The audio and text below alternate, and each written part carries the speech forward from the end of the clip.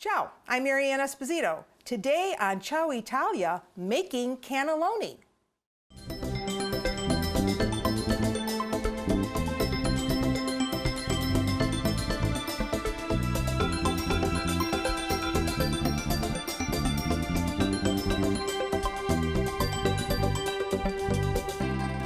Here's a question for you.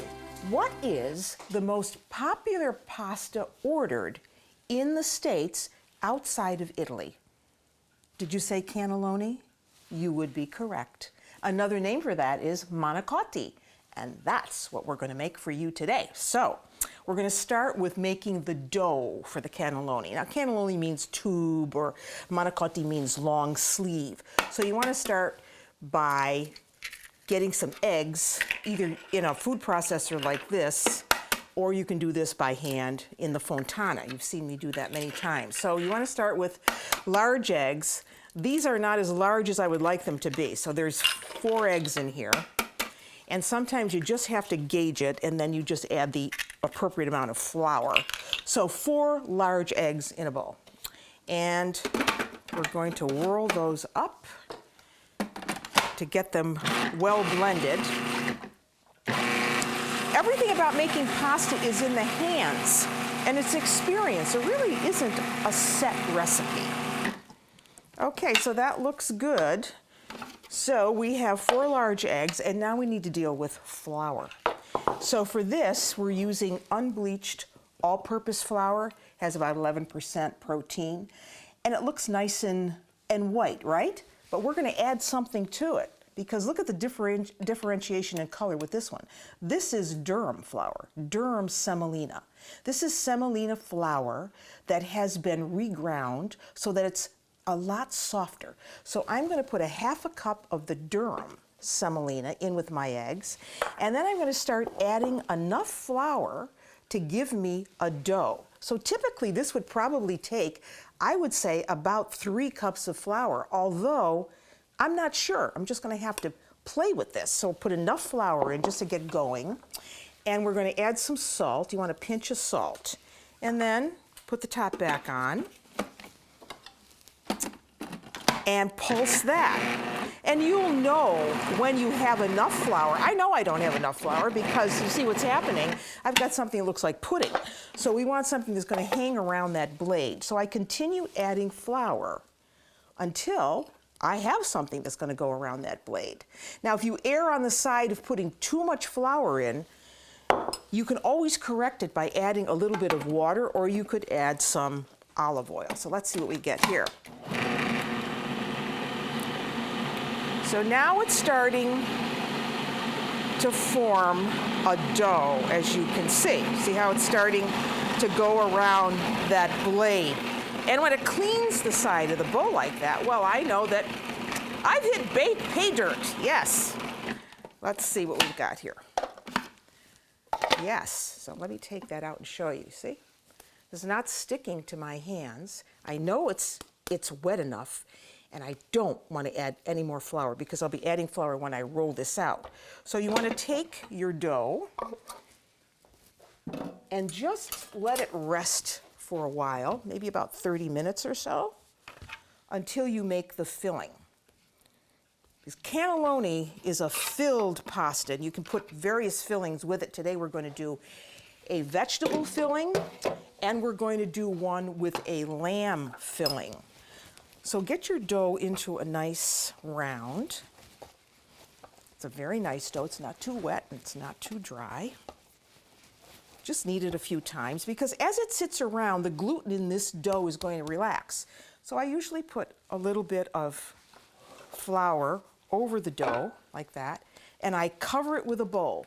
30 minutes later, I'm ready to roll. So for the first filling for the cannelloni that we're going to make today, I'm going to do a lamb filling, which is very typical. If you didn't want to use lamb for this, you could use ground beef, you could use ground veal, you could even use ground pork.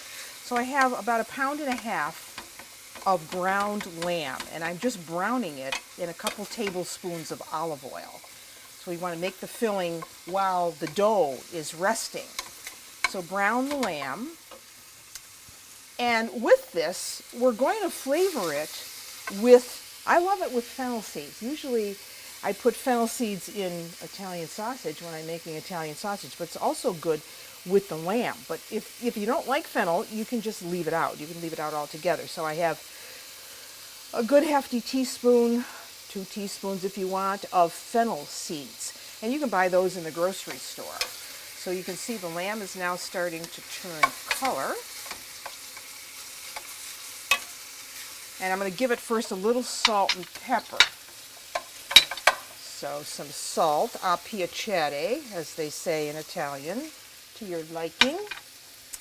Some pepper, again, a piacere.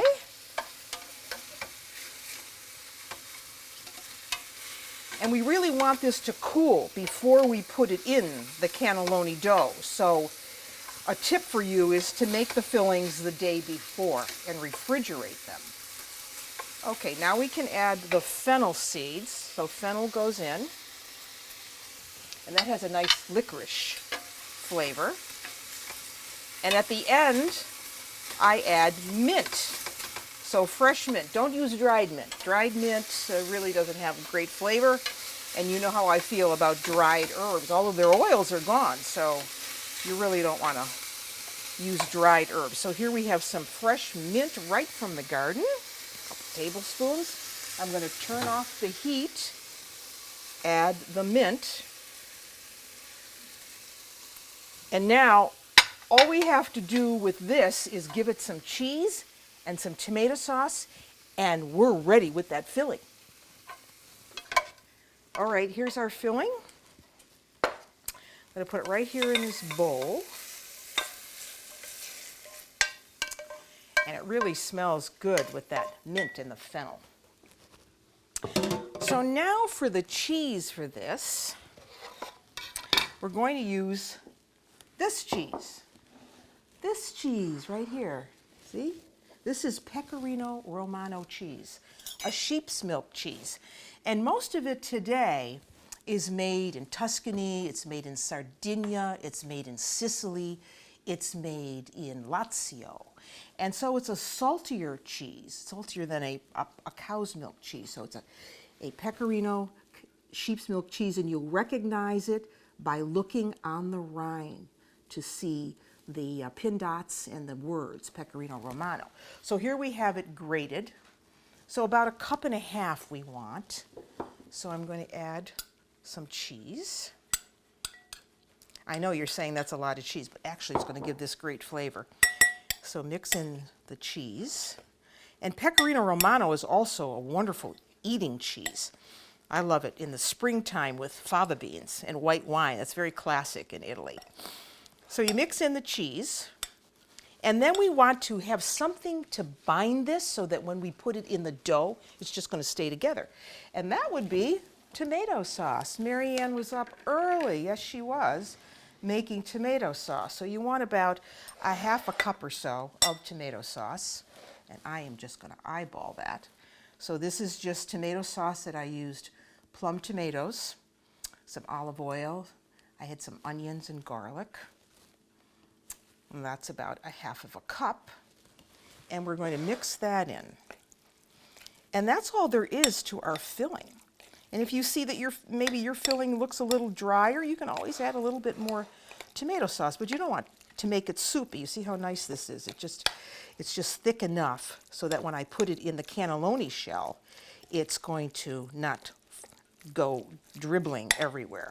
So once you have it mixed up, then you can set this aside, because guess what? We're also going to make a vegetable filling version for the cannelloni. So I'm going to set that aside, cover it. And up next, a beautiful vegetable filling. For the vegetable filling, we're going to start with some really good ricotta cheese. Now you can either make your own, and you can go to the Ciao Italia website for that, or you can buy a good one in your local grocery store. You want to drain it off well, because again, this is going to be the filling. So this is 16 ounces, 1 pound of ricotta cheese.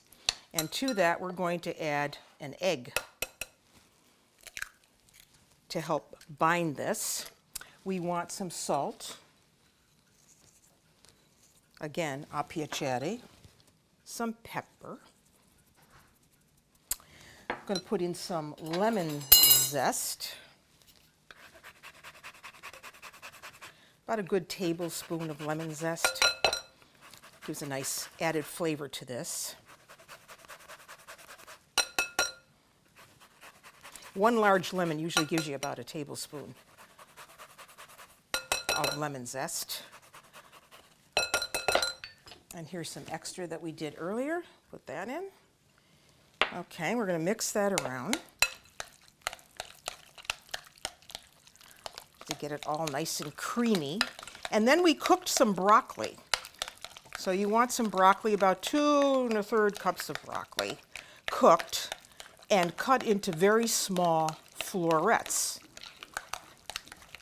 So here's our broccoli right here. I'm going to put that in. It really makes a pretty filling. I'll mix that in. And then for this, I like to use one of my favorite cheeses, known as the king of all Italian cheeses, Parmigiano Reggiano. Parmigiano Reggiano. And here it is right here. This is how you want to buy it.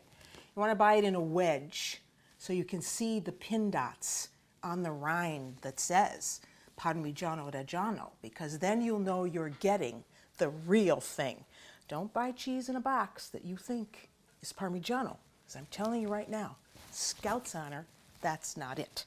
So we want about 1.5 cups of the Parmigiano Reggiano. And you know that that cheese comes from Emilia-Romagna, and it bears the name of 2 of the provinces where it's made, Parma and Reggio.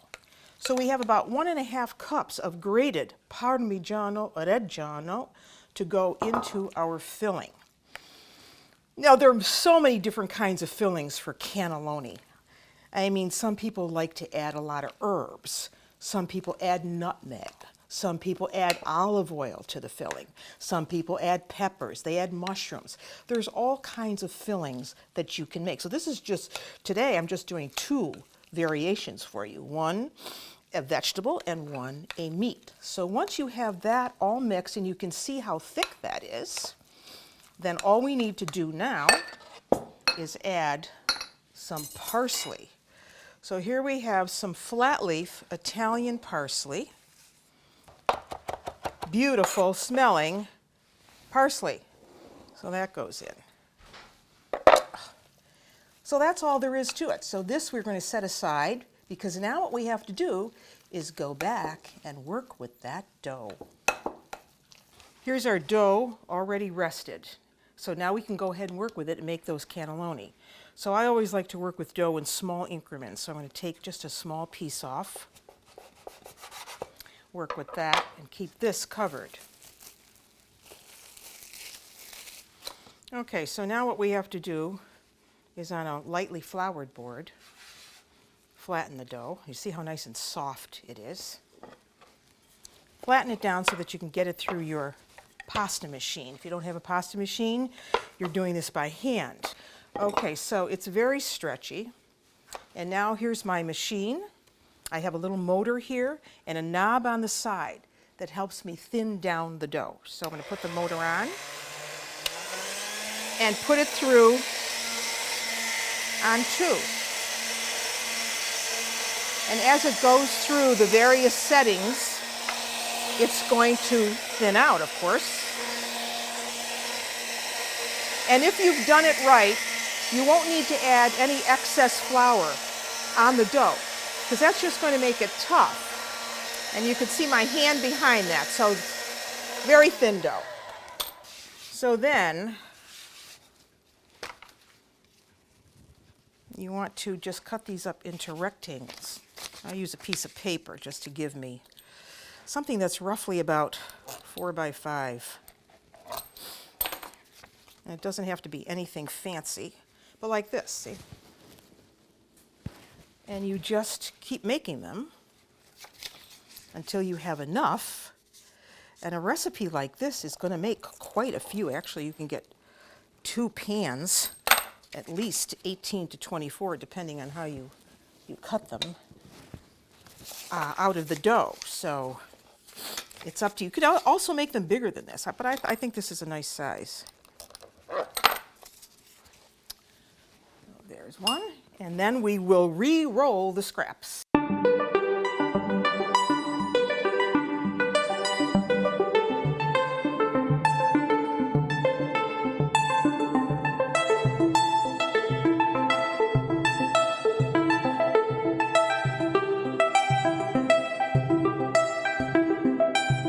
want to bring a big pot of water to a boil, because we've got to cook the cannelloni shells now, and add some salt, a good tablespoon of salt.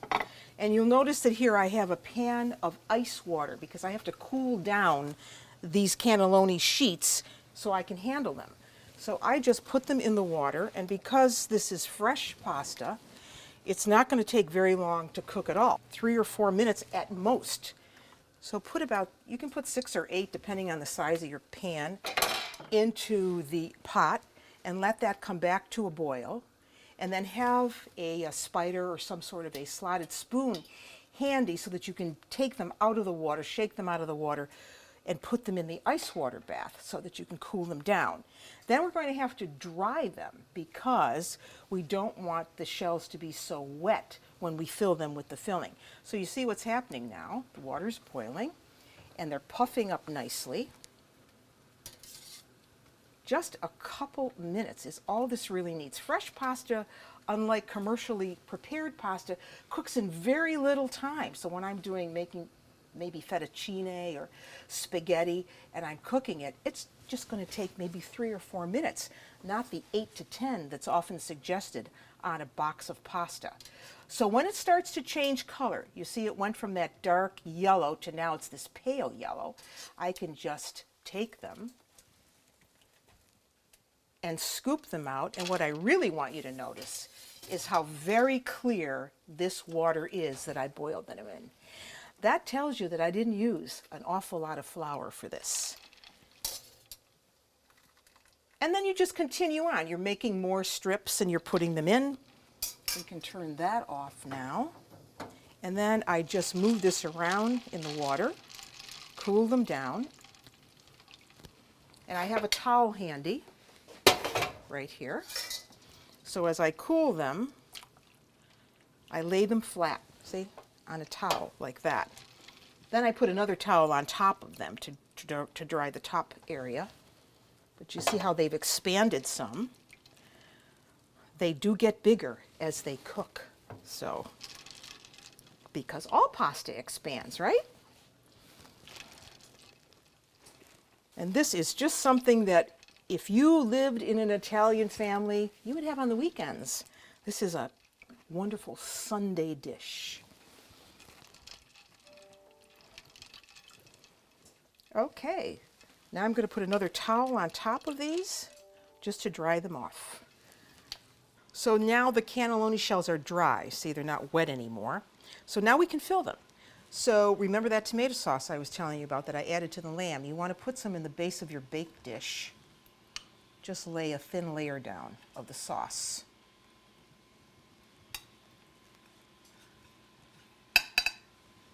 Because you'll add more later on. So now we fill the shells.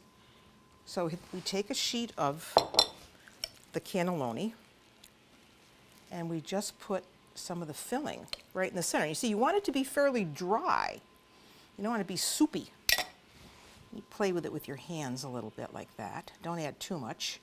And then bring it up over the edge, seam side down, and you put them in your bake dish. So that's one. Let's do a couple more. And as I say, this is something that you had on Sunday, because let's face it, this is no walk in the park. I mean, this takes a little time to do, but I wanted to do it for you because you know how much I love classical Italian foods. And now we're going to add some of that tomato sauce over the top. Remember, you made the tomato sauce. And for a wonderful recipe, you can go to the Ciao Italia website and find how to make a simple tomato sauce. And then all we have to do is add some cheese to this. And we're using the sheep's milk cheese, Pecorino Romano. And here it is, sprinkled right over the top. I don't know about you, but nothing else says Sunday dinner like cannelloni.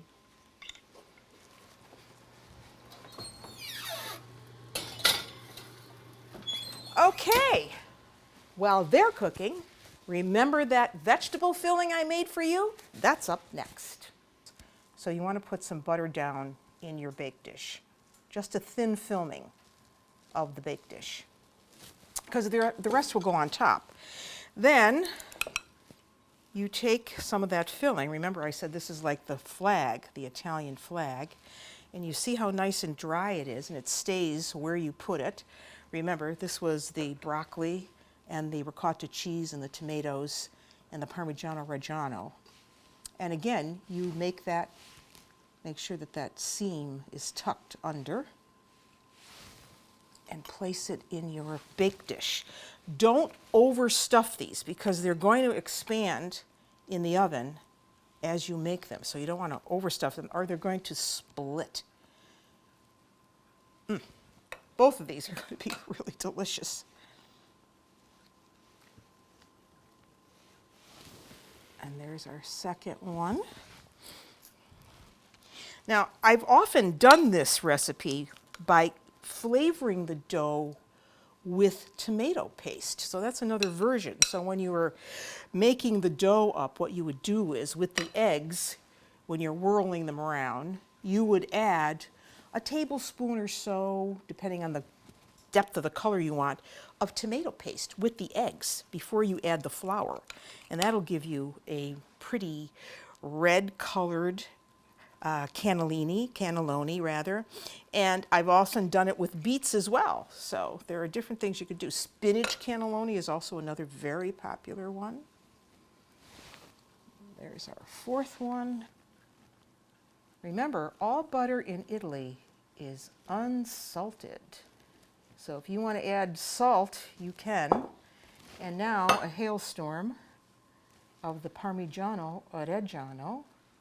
Remember, that's that wonderful cow's milk cheese in the region of Emilia-Romagna. It has a nice, delicate flavor. When it's young, when it's aged, it's a little sharper. Now, you could either cover with foil or not. 350 for about 15-20 minutes, just till they're heated through, because they are almost quasi-cooked. So there you have it. How to do Sunday cannelloni 2 ways.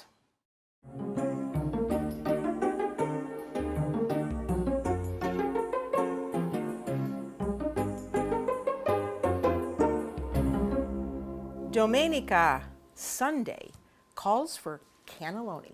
And today I showed you how to make it.